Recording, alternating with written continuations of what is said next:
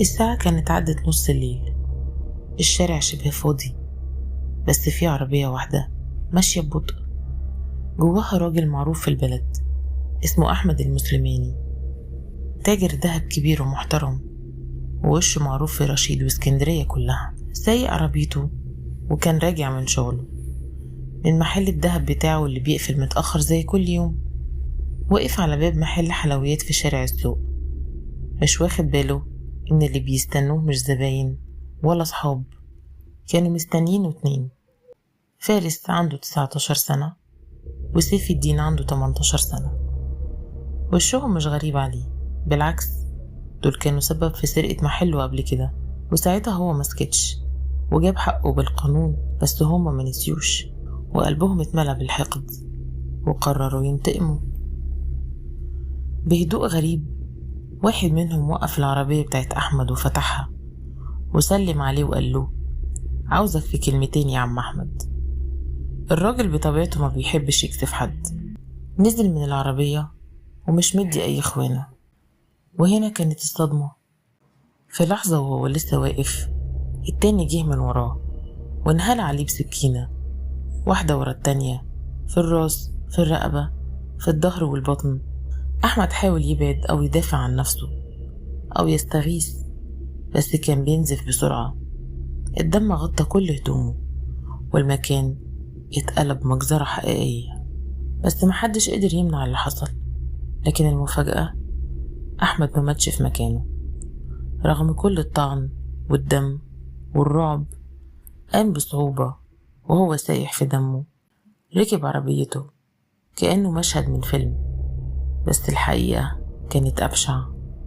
صاحبه اسمه أحمد الدايباني اللي كان معاه في العربية حاول يتدخل، الطعن هو كمان، بس إصابته كانت أقل.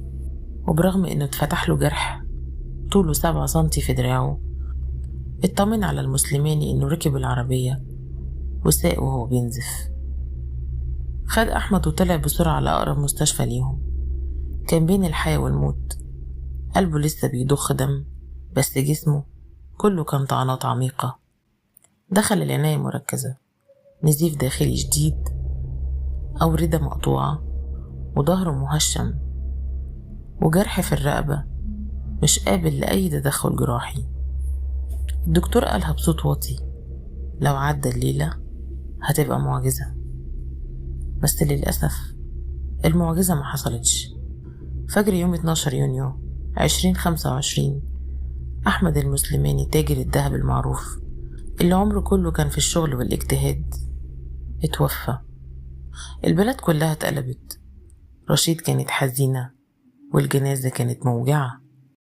مراته قالت دي ما كانتش مجرد خناقة، ده كان قتل متعمد، انتقام رخيص من ناس ما تعرفش ايه هي معنى الرجولة. بس اللي محدش كان متوقعه ان كل حاجة كانت متصورة. كاميرات المراقبة اللي في شارع السوق رصدت كل حاجة، لحظة النزول والطعن والجري، حتى صديقهم اللي كان بيراقب من بعيد، كل ده اتحفظ واتحلل. الشرطة ما خدتش وقت، جابت فارس وسيف الدين في ظرف ساعة، اتحجزوا واتعمل لهم محضر رسمي، والنيابة وجهت لهم تهمة الشروع في قتل والتخطيط المسبق وجرائم تانية. دلوقتي الاتنين متهمين في قضية قتل مع سبق الإصرار. القضية في النيابة والأدلة قوية، من شهود عيان لتسجيلات كاملة. لكن السؤال اللي الناس بتسأله: ازاي شابين في السن ده قلبهم يوصل للقسوة دي؟ وازاي مجتمعنا بقى فيه ناس بتعتبر الانتقام ده شيء سهل وعادي؟ وايه اللي يخلي تاجر محترم نهايته تكون كده؟ في شارع السوق كانت النهاية، بس الحكاية لسه بتتكتب في ورق المحكمة وفي قلوب كل اللي عرفوا أحمد المسلماني واعتبروا اللي حصل له جريمة مش هتعدي بالساهل. الدهب بيتقاس بالعيار، بس البشر بيتقاسوا بالضمير. في ناس ما تعرفش غير الانتقام ولا بتفهم غير بلغة الأذى، وعشان كده اوعى تديهم الفرصة يقربوا لك ولا حتى ثانية تمسك فيها بإيدك نهايتك.